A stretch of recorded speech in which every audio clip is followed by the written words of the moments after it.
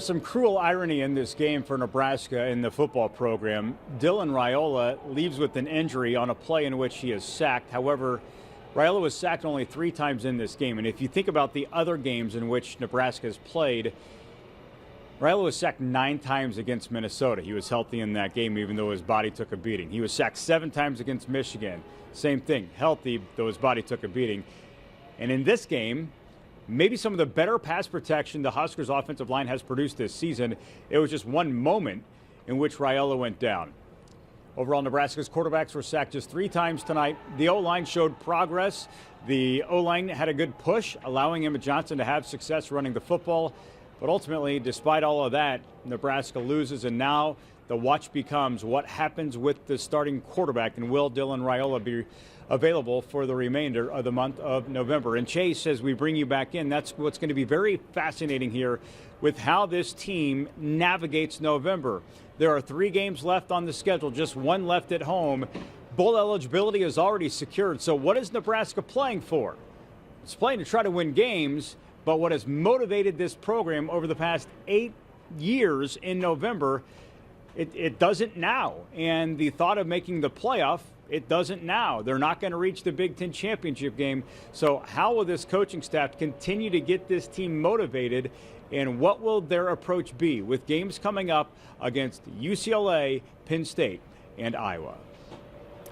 Yeah, Kevin, you really hit the nail on the head there. It's going to be an interesting few days and 48 hours for this Nebraska football program. 1, in terms of health status, and 2, in terms of just motivation for the rest of the regular season. Thanks for your reports from Memorial Stadium. The other thing, too, here, Chase.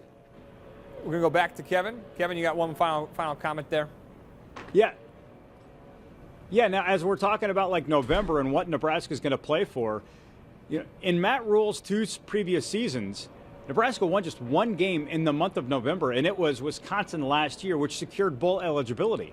So, again, like, that's what's really, if you're wondering, like, where Nebraska goes forward with this season and what does it look like, of course we're going to hear this, you know, the likely narrative and things we're going to hear, the message from the players and the coaches in the upcoming weeks is we're playing for pride. You know, we're not just going to go out there and go through the motions. You put Nebraska, the jersey on, and you're representing not just yourself, but this program and your family, you know, like, and the fan base.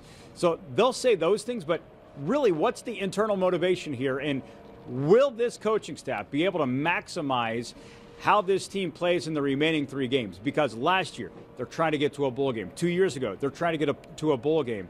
And you'd have to go even before the Scott Frost era, you know, even before the Mike Riley era, that Nebraska was just in a totally different scenario in November. This is a different situation. It's a good situation, though, because Nebraska does have bowl eligibility secured.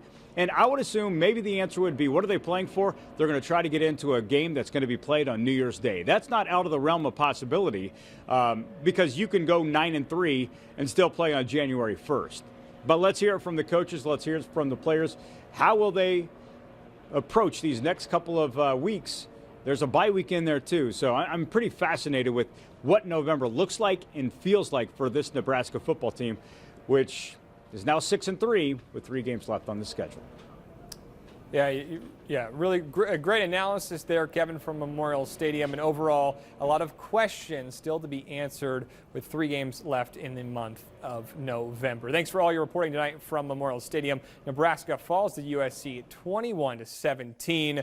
Dylan Raiola left the game in the 3rd quarter, and it felt like everything was different after that mark. Matt Rule now 0-8 at Nebraska against ranked opponents. It's a monkey on his back. He can't get off, and it seems like it's a turning point, or at least a pivotal point in the season tonight.